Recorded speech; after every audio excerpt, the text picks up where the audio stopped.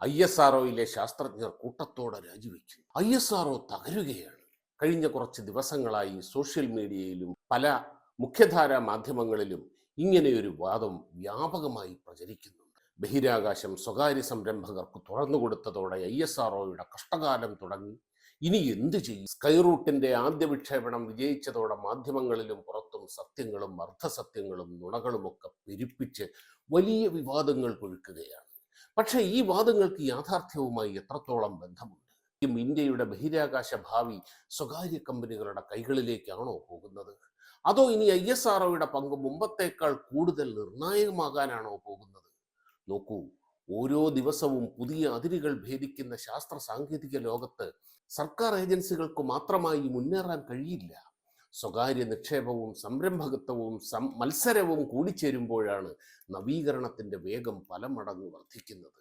ലോകത്തെ എല്ലാ പ്രമുഖ ബഹിരാകാശ ശക്തികളും ഇന്ന് പിന്തുടരുന്നത് ഇതേ മാതൃകയാണ്. ആത്യന്തികമായി മനുഷ്യ നന്മയും പുരോഗതിയുമാണ് എല്ലാ ഗവേഷണങ്ങളുടെയും അന്തിമ ലക്ഷ്യം. അതിലേക്കെത്താൻ സർക്കാർ സംവിധാനങ്ങളോ സ്വകാര്യ കമ്പനികളോ എന്ന വേർതിരിവില്ല. ലഭ്യമായ എല്ലാ കഴിവുകളും വിഭവങ്ങളും ഒരുമിച്ച് പ്രയോജനപ്പെടുത്തുക എന്നതാണ് ഏറ്റവും പ്രധാനപ്പെട്ടത്. ആ തിരിച്ചറിവിന്റെ വെളിച്ചത്തിലാണ് ഇന്ത്യയും ബഹിരാകാശ മേഖല സ്വകാര്യ സംരംഭകർക്കായി തുറന്നുകൊടുത്തത്. പക്ഷേ അതുകൊണ്ട് ISROയുടെ പ്രസക്തി കുറയുമോ? സ്വകാര്യ കമ്പനികൾ ശരിക്കും ബഹിരാകാശ മേഖല കൈയടക്കുമോ? അതോ ISROയും സ്വകാര്യ കമ്പനികളും ചേർന്ന് ഇന്ത്യയെ പുതിയ ബഹിരാകാശ ശക്തിയാക്കി മാറ്റുമോ? ഇന്നത്തെ വീഡിയോയിൽ ഈ എല്ലാ ചോദ്യങ്ങൾക്കും കൃത്യമായ ഉത്തരങ്ങൾ തേടുകയാണ്. എന്നാൽ തുടങ്ങിയാലോ?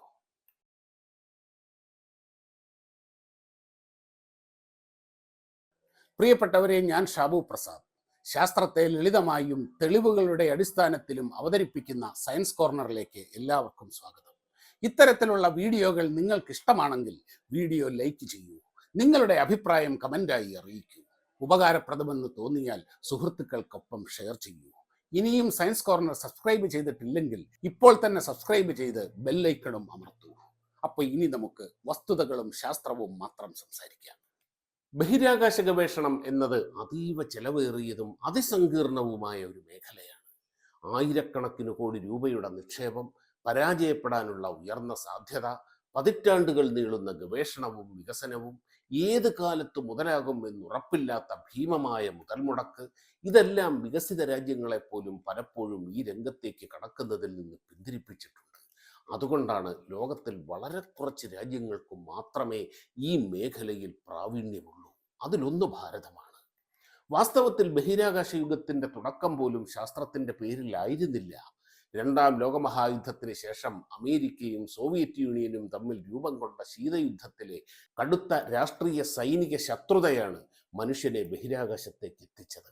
ആ ആധിപത്യ പോരാട്ടത്തിനിടയിലാണ് ആദ്യ ഉപഗ്രഹവും ആദ്യ മനുഷ്യനും ഒടുവിൽ മനുഷ്യന്റെ ചന്ദ്രയാത്രയും എല്ലാം നടന്നത്.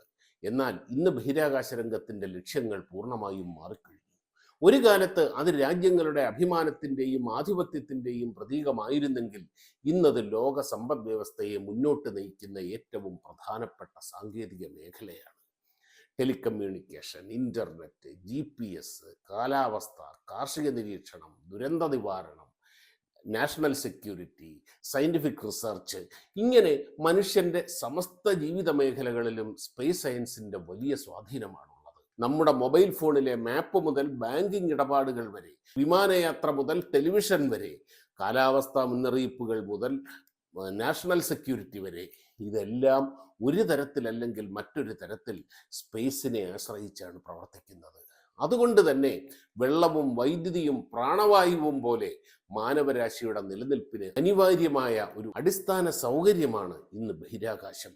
ഈ യാഥാർത്ഥ്യങ്ങൾ തിരിച്ചറിഞ്ഞതോടെ ഒരു കാലത്ത് കടുത്ത മത്സരവും രാഷ്ട്രീയ ശത്രുതയും മാത്രം നയിച്ചിരുന്ന ബഹിരാകാശ രംഗത്തിന്റെ സ്വഭാവവും മാറി. പിന്നീട് ബഹിരാകാശ ഗവേഷണം ഒരു രാജ്യത്തിന് മാത്രം മുന്നോട്ട് കൊണ്ടുപോകാൻ കഴിയുന്ന കാര്യമല്ലെന്ന് ലോകം തിരിച്ചറിഞ്ഞു. ബഹിരാകാശ രംഗത്തിന്റെ ഈ പുതിയ സാധ്യത തിരിച്ചറിഞ്ഞതോടെയാണ് അമേരിക്കയിൽ സ്വകാര്യ കമ്പനികൾക്ക് കൂടുതൽ അവസരങ്ങൾ ലഭിക്കാൻ തുടങ്ങിയത്. ആ മാറ്റത്തിന് ഏറ്റവും വലിയ വേഗം നൽകിയത് ഇലോൺ മസ്ക് സ്ഥാപിച്ച സ്പേസ് എക്സ് തന്നെയായിരുന്നു. ആദ്യകാലത്ത് നാസയുടെ സാങ്കേതിക പരിജ്ഞാനവും വിക്ഷേപണ സൗകര്യങ്ങളും കരാറുകളുമാണ് സ്പേസ് എക്സിന്റെ വളർച്ചയ്ക്ക് ശക്തമായ അടിത്തറയായത്. നാസയുടെ പിന്തുണയോടെ അനുഭവവും വിശ്വാസ്യതയും നേടിയ കമ്പനി പിന്നീട് സ്വന്തം സാങ്കേതിക വിദ്യ വികസിപ്പിച്ച് ബഹിരാകാശ രംഗത്തെ ഏറ്റവും വലിയ ശക്തികളിൽ ഒന്നായി വളർന്നു. ഇപ്പോൾ നാസയ്ക്ക് പോലും സാധിക്കാത്ത കാര്യങ്ങൾ, ഉദാഹരണത്തിന് തിരിച്ചിറക്കി വീണ്ടും ഉപയോഗിക്കാവുന്ന റോക്കറ്റുകളും സ്പേസ് ക്യാപ്സൂളുകളും ഒക്കെ സ്പേസ് എക്സിന് കളിപ്പാട്ടങ്ങൾ പോലെയാണ്. അതോടെ അമേരിക്കയിലെ ബഹിരാകാശ പ്രവർത്തനങ്ങളുടെ മാതൃക തന്നെ മാറി. ഇന്ന് സാധാരണ കൊമേഴ്സ്യൽ സാറ്റലൈറ്റുകൾ, വാണിജ്യ ഉപഗ്രഹങ്ങളുടെ അന്താരാഷ്ട്ര ബഹിരാകാശ നിലയത്തിലേക്കുള്ള കാർഗോയും അത് അവിടേക്കുള്ള യാത്രികരെയും ഒക്കെ എത്തിക്കുന്നത് പോലെയുള്ള പതിവ് ദൗത്യങ്ങളുടെ വലിയൊരു പങ്ക് നാസ സ്വകാര്യ കമ്പനികൾക്ക് കരാറടിസ്ഥാനത്തിൽ ഏൽപ്പിക്കുകയാണ്. ഇതിലൂടെ ഒരു വശത്ത് സ്പേസ് എക്സ് പോലുള്ള കമ്പനികൾ വാണിജ്യ വിക്ഷേപണ വിപണിയിൽ അതിവേഗം വളർന്നു. മറുവശത്ത് നാസയ്ക്ക് തങ്ങളുടെ വിഭവങ്ങളെയും ശാസ്ത്രജ്ഞരെയും കൂടുതൽ ദീർഘകാല ഗവേഷണ ലക്ഷ്യങ്ങളിലേക്ക് കേന്ദ്രീകരിക്കാൻ സാധിച്ചു. ആർട്ടമിസ് ചാന്ദ്രദൗത്യം, ചൊവ്വ പര്യവേക്ഷണം, സൗരപഠന ദൗത്യങ്ങൾ, അത്യാധുനിക ബഹിരാകാശ ഗവേഷണങ്ങൾ, ജെയിംസ് വെബ് പോലുള്ള വമ്പൻ സ്പേസ് ടെലസ്കോപ്പുകൾ എന്നിവയിലേക്കാണ് നാസ കൂടുതൽ ഫോക്കസ് ചെയ്തത്. നോക്കൂ, അവരിപ്പോൾ ഉപഗ്രഹങ്ങൾ വിക്ഷേപിക്കുന്നതേയില്ല. ജെയിംസ് വെബ് ടെലസ്കോപ്പ് വിക്ഷേപിച്ചത് യൂറോപ്യൻ സ്പേസ് ഏജൻസിയാണ്. അവരുടെ ഏറ്റവും ചെലവേറിയ ഉപഗ്രഹം NASA ISRO synthetic aperture radar വിക്ഷേപിച്ചത് ISRO ആണ്. അതായത് സ്വകാര്യ കമ്പനികൾ വളർന്നതുകൊണ്ട് നാസ ദുർബലമായില്ല. മറിച്ചിരുവരും തങ്ങളുടെ ശക്തമായ മേഖലകളിൽ ശ്രദ്ധ കേന്ദ്രീകരിച്ചതോടെ അമേരിക്കയുടെ സ്പേസ് കപ്പാസിറ്റി മുമ്പത്തേക്കാൾ ശക്തമായി. അതുപോലൊരു വലിയ നയപരമായ മാറ്റമാണ് 2020 ഇന്ത്യയിലും സംഭവിച്ചത്. ബഹിരാകാശ മേഖലയെ സ്വകാര്യ സംരംഭകർക്കും തുറന്നുകൊടുക്കാൻ സർക്കാർ തീരുമാനിച്ചു. അതിന്റെ അർത്ഥം ISROയെ സ്വകാര്യവൽക്കരിച്ചു എന്നല്ല, മറിച്ച് ഇതുവരെ ISRO മാത്രം ചെയ്തിരുന്ന പല മേഖലകളിലും സ്വകാര്യ കമ്പനികൾക്കും പ്രവർത്തിക്കാനും നിക്ഷേപിക്കാനും അവസരം നൽകി എന്നതാണ്. ഇത് മനസ്സിലാക്കാൻ നമ്മുടെ രാജ്യത്തെ മറ്റു മേഖലകളിലേക്ക് ഒന്ന് നോക്കിയാൽ മതി. ഒരു കാലത്ത് ഇന്ത്യയിൽ ദേശസാൽകൃത ബാങ്കുകൾ, നാഷണലൈസ്ഡ് ബാങ്കുകളായിരുന്നു ബാങ്കിംഗ് രംഗത്ത് പ്രധാനമായും ഉണ്ടായിരുന്നത്. പിന്നീട് സ്വകാര്യ ബാങ്കുകൾക്ക് അനുമതി ലഭിച്ചതോടെ ICICI ബാങ്കും HDFC ബാങ്കും പോലുള്ള സ്ഥാപനങ്ങൾ വളർന്നു. അതോടെ മത്സരം വർദ്ധിച്ചു, പുതിയ സാങ്കേതിക വിദ്യകൾ വന്നു, കൺസ്യൂമർ സേവനങ്ങൾ മെച്ചപ്പെട്ടു. ഒപ്പം പൊതുമേഖലാ ബാങ്കുകളും കൂടുതൽ ആധുനികമായി. പുതിയ തൊഴിൽ മേഖലകൾ തുറന്നതോടെ ആയിരക്കണക്കിന് ചെറുപ്പക്കാർക്ക് കൂടുതലായി ജോലി ലഭിച്ചു. ഇൻഷുറൻസ് മേഖലയിലും സമാനമായ മാറ്റമാണ് സംഭവിച്ചത്. ഒരു കാലത്ത് LIC മാത്രമായിരുന്നു പ്രധാന സ്ഥാപനം. പിന്നീട് സ്വകാര്യ കമ്പനികൾ രംഗത്തെത്തിയപ്പോൾ മത്സരം വർദ്ധിച്ചു, കൂടുതൽ ഉൽപ്പന്നങ്ങളും സേവനങ്ങളും ലഭ്യമായി. അതേസമയം LICയുടെ പ്രസക്തി ഇല്ലാതായതുമില്ല. മറിച്ച് മാറുന്ന സാഹചര്യത്തിനനുസരിച്ച് സ്വയം വികസിപ്പിച്ച് രാജ്യത്തെ ഏറ്റവും വലിയ ഇൻഷുറൻസ് സ്ഥാപനമായി തുടരുകയാണ് ഇപ്പോൾ LIC. ബഹിരാകാശ രംഗത്തും ഇന്ത്യ ലക്ഷ്യമിടുന്നത് ഇതേ മാതൃകയാണ്. ISRO അതിൻ്റെ അടിസ്ഥാന ഗവേഷണങ്ങളിലും ദേശീയ പ്രാധാന്യമുള്ള ദൗത്യങ്ങളിലും വലിയ ഗവേഷണ പദ്ധതികളിലും ശ്രദ്ധ കേന്ദ്രീകരിക്കുമ്പോൾ സ്വകാര്യ കമ്പനികൾ വാണിജ്യ വിക്ഷേപണങ്ങൾ, ഉപഗ്രഹ നിർമ്മാണം, പുതിയ സാങ്കേതിക വിദ്യകൾ, ആഗോള ഉപഗ്രഹ വിക്ഷേപണ വിപണി എന്നിവയിൽ കൂടുതൽ സജീവമാകുക. ഇവർ രണ്ടും പരസ്പരം മത്സരിക്കുന്നവരല്ല, മറിച്ച് പരസ്പരം ശക്തിപ്പെടുത്തുന്ന പങ്കാളികളാണ്. ഈ നയമാറ്റത്തിന്റെ ഫലമായാണ് ഇന്ന് സ്കൈറൂട്ട്, അഗ്നികുൽ, പിക്സൽ, ബെല്ലാട്രിക്സ്, ധ്രുവ തുടങ്ങി നിരവധി ഇന്ത്യൻ സ്വകാര്യ ബഹിരാകാശ കമ്പനികൾ ആഗോള വിപണിയിൽ മത്സരിക്കാൻ ഒരുങ്ങുന്നത്. അതായത് സ്കൈറൂട്ട് പോലുള്ള കമ്പനികൾ വിജയിക്കുന്നത് ISRO തോൽക്കുന്നതല്ല, മറിച്ച് ISRO വർഷങ്ങളായി നിർമ്മിച്ച ശാസ്ത്ര സാങ്കേതിക അടിത്തറയിൽ നിന്നാണ് ഇത്തരം കമ്പനികൾ വളർന്നു വരുന്നത്. ഇതിൻ്റെ ഏറ്റവും വലിയ ഗുണം ആർക്കാണ് ലഭിക്കുന്നത്? നമ്മുടെ രാജ്യത്തെ യുവശാസ്ത്രജ്ഞർക്കും എഞ്ചിനീയർമാർക്കുമാണ്. ഈ രാജ്യത്തെ ശാസ്ത്രപ്രേമികളായ ആയിരക്കണക്കിന് ചെറുപ്പക്കാരുടെ ഏറ്റവും വലിയ സ്വപ്നങ്ങളിലൊന്നാണ് ISROയിൽ ജോലി ചെയ്യുക എന്നത്. പക്ഷേ ISRO ഒരു സർക്കാർ സ്ഥാപനമാണ്. അതുകൊണ്ട് തന്നെ ഓരോ വർഷവും നിയമിക്കാനാകുന്ന ശാസ്ത്രജ്ഞരുടെയും എഞ്ചിനീയർമാരുടെയും എണ്ണം സ്വാഭാവികമായും പരിമിതമാണ്. എന്നാൽ സ്വകാര്യ ബഹിരാകാശ കമ്പനികൾ വളരുമ്പോൾ ആ സാഹചര്യം മാറുന്നു. ഒരേയൊരു സ്ഥാപനത്തിൽ മാത്രം അവസരങ്ങൾ ഒതുങ്ങി നിൽക്കാതെ നിരവധി കമ്പനികളിലായി ആയിരക്കണക്കിന് ഉയർന്ന നിലവാരമുള്ള തൊഴിലവസരങ്ങൾ സൃഷ്ടിക്കപ്പെടുന്നു. അതായത് രാജ്യത്തെ മികച്ച പ്രതിഭകൾക്ക് സ്വന്തം രാജ്യത്ത് തന്നെ പ്രവർത്തിക്കാനും പുതിയ സാങ്കേതിക വിദ്യകൾ വികസിപ്പിക്കാനും ലോകോത്തര കമ്പനികൾ സൃഷ്ടിക്കാനും കൂടുതൽ അവസരങ്ങൾ ലഭിക്കുന്നു. ഉദാഹരണത്തിന് സ്കൈ റൂട്ടിലെ ജീവനക്കാരുടെ ശരാശരി പ്രായം വെറും 28 വയസ്സ് മാത്രമാണ്. ഇന്ത്യയിലെ യുവ എഞ്ചിനീയർമാരും ശാസ്ത്രജ്ഞരും എത്ര വലിയ ഉത്തരവാദിത്വങ്ങൾ ഏറ്റെടുത്ത് ശാസ്ത്ര സാങ്കേതിക വിദ്യ വികസിപ്പിക്കുന്നുവെന്നതിൻ്റെ മികച്ച ഉദാഹരണമാണിത്. നമ്മുടെ രാജ്യത്ത് എല്ലാ വർഷവും ആയിരക്കണക്കിന് മിടുക്കരായ എഞ്ചിനീയർമാരും ശാസ്ത്രജ്ഞരും പഠനം പൂർത്തിയാക്കുന്നുണ്ട്. അവരിൽ പലരുടെയും സ്വപ്നമാണ് ISROയിൽ ജോലി ചെയ്യുക. പക്ഷേ ISRO ഒരു സർക്കാർ സ്ഥാപനമാണ്. അതിനാൽ എല്ലാ വർഷവും നിയമിക്കാനാകുന്ന ആളുകളുടെ എണ്ണത്തിനും നൽകാൻ കഴിയുന്ന പ്രതിഫലത്തിലും സ്വാഭാവികമായ ചില പരിമിതികളുണ്ട്.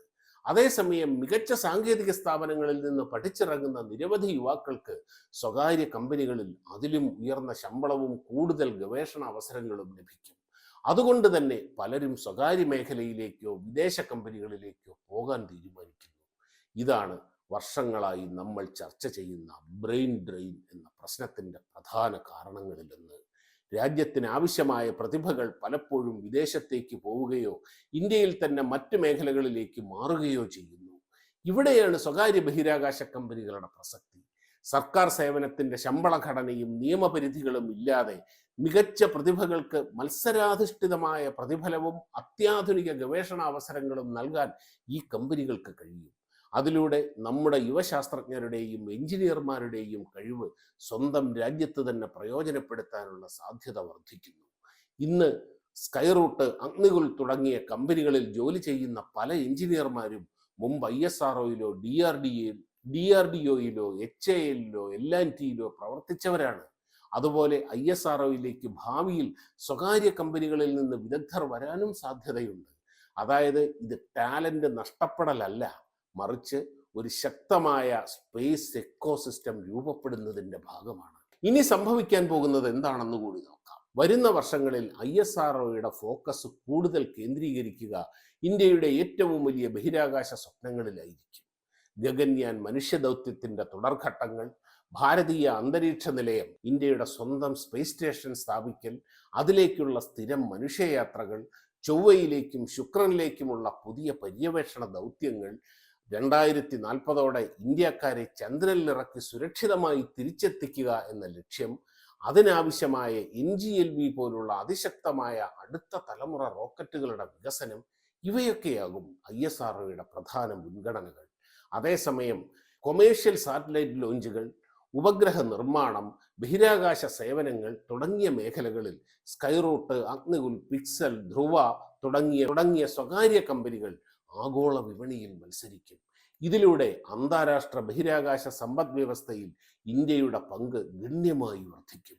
ഏറ്റവും പ്രധാനമായി ISRO വികസിപ്പിക്കുന്ന സാങ്കേതിക വിദ്യകൾ സ്വകാര്യ മേഖലയിലേക്ക് കൈമാറുകയും സ്വകാര്യ കമ്പനികൾ വികസിപ്പിക്കുന്ന പുതിയ സാങ്കേതിക വിദ്യകളും അനുഭവങ്ങളും ദേശീയ ബഹിരാകാശ രംഗത്തിന് തിരിച്ചും പ്രയോജനപ്പെടുകയും ചെയ്യും. ഈ പരസ്പര സഹകരണത്തിലൂടെ ഇന്ത്യയിൽ ശക്തമായ ഒരു സ്പേസ് ഇക്കോസിസ്റ്റം രൂപപ്പെടും.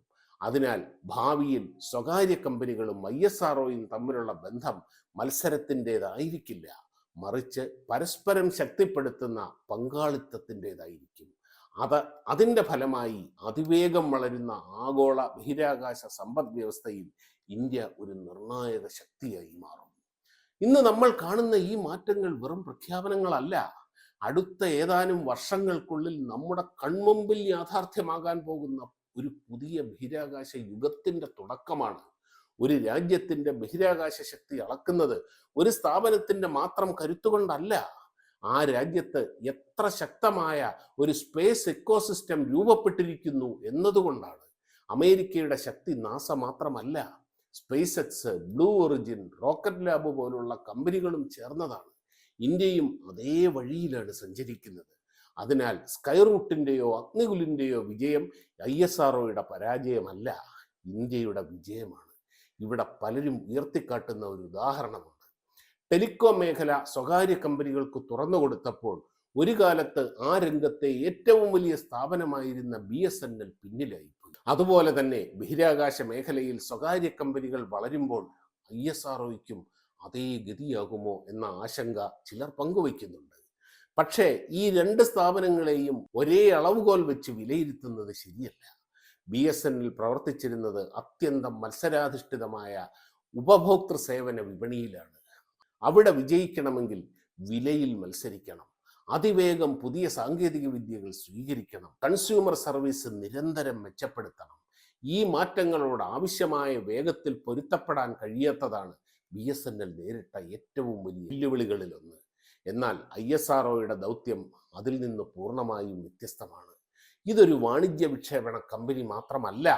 രാജ്യത്തിൻ്റെ ബഹിരാകാശ സാങ്കേതിക വിദ്യ വികസിപ്പിക്കുക, പുതിയ ശാസ്ത്രീയ കണ്ടെത്തലുകൾ നടത്തുക, ദേശീയ സുരക്ഷയ്ക്കും വികസനത്തിനും ആവശ്യമായ ബഹിരാകാശ ശേഷി സൃഷ്ടിക്കുക, ഭാവിയിലെ സാങ്കേതിക വിദ്യകൾ വികസിപ്പിക്കുക എന്നിവയാണ് ISROയുടെ പ്രധാന ഉത്തരവാദിത്തങ്ങൾ. അതിലും പ്രധാനമായി വിക്രം സാരാഭായ് പകർന്നു നൽകിയ ശാസ്ത്രീയ സംസ്കാരത്തിലും പ്രൊഫഷണലിസത്തിലും രാഷ്ട്ര സേവന ബോധത്തിലുമാണ് ISRO വളർന്നത്. അവിടെയുള്ള ശാസ്ത്രജ്ഞർക്കും എഞ്ചിനീയർമാർക്കും അത് ഒരു ജോലി മാത്രമല്ല, ഒരു ദേശീയ ദൗത്യം കൂടിയാണ്. പതിറ്റാണ്ടുകളായി അവർ അതേ സമർപ്പണത്തോടെയാണ് പ്രവർത്തിച്ചു വരുന്നത്. അതുകൊണ്ടാണ് പരിമിതമായ വിഭവങ്ങൾ ഉപയോഗിച്ചുകൊണ്ട് പലപ്പോഴും ലോകത്തെ അമ്പരപ്പിക്കുന്ന നേട്ടങ്ങൾ ഇന്ത്യക്ക് സ്വന്തമാക്കാൻ കഴിഞ്ഞത്. എല്ലാ വർഷവും ISROയിൽ റിട്ടയർമെന്റുകളും VRSകളും രാജികളും ഒക്കെ ഉണ്ടാവാറുണ്ട്. അത് ഏതൊരു വലിയ ശാസ്ത്ര സാങ്കേതിക സ്ഥാപനത്തിലും സ്വാഭാവികമായി നടക്കുന്ന കാര്യമാണ്.